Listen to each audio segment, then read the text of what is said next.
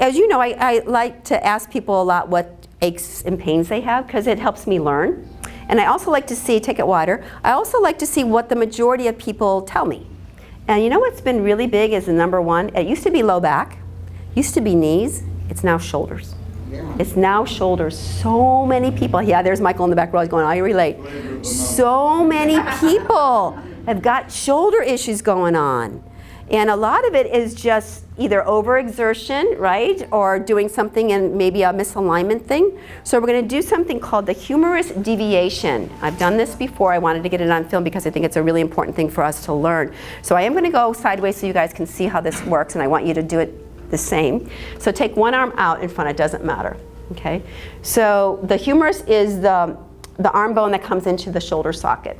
It needs to be down by your side with your palm facing inward. That means it's in the right place, okay? So when you reach your arm up like this, it's in the right place, okay?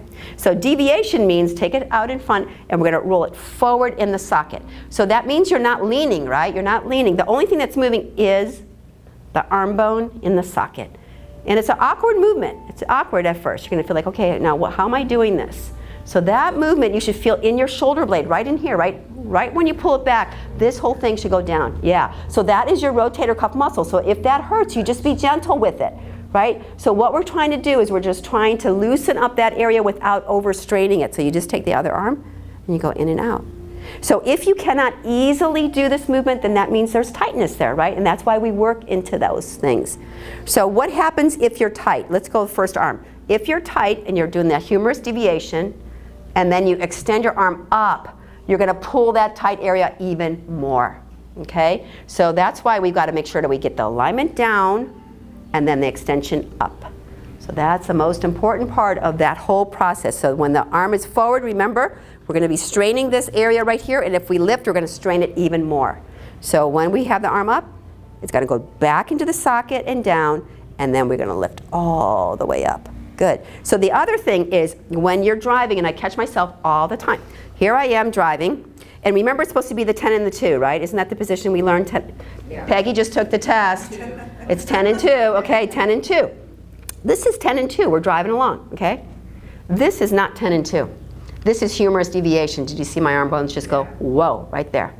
So that whole motion, if you just find how many times you do something every single day, you're gonna find humerus deviation happening a lot.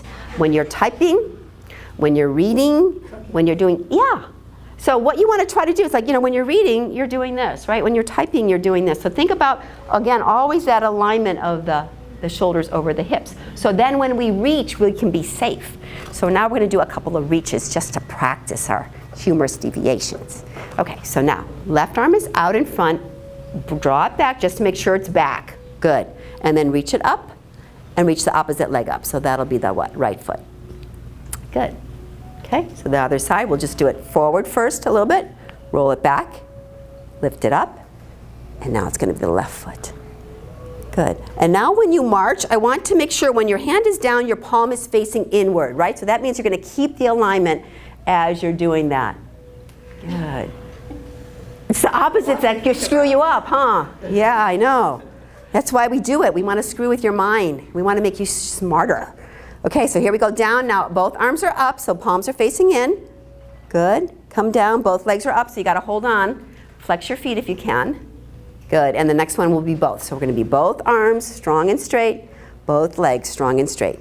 Good. 5, 4, 3, 2, 1, and out. Good. Shake it out a little bit.